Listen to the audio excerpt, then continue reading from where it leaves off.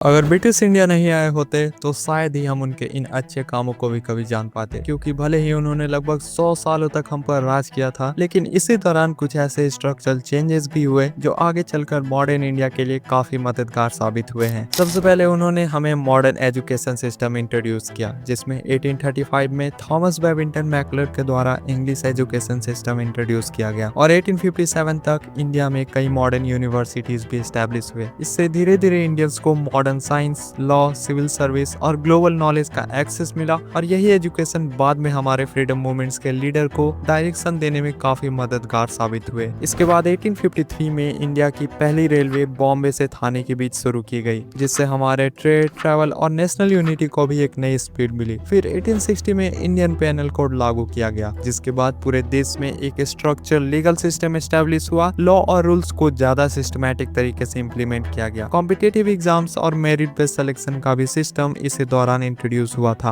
आज जो हम यूपीएससी जैसे एग्जाम्स देखते हैं, उनका बेस भी वही कॉलोनियल पीरियड में डेवलप हुआ था। सोशल रिफॉर्म्स में भी उन्होंने कई बड़े स्टेप्स लिए थे। 1829 में सती प्रथा को बैन किया और 1856 में विडो मैरिज को लीगल स्टेटस दिया गया, जिसमें इंडियन रिफॉर्मर्स का भी बड़ा योगदान था।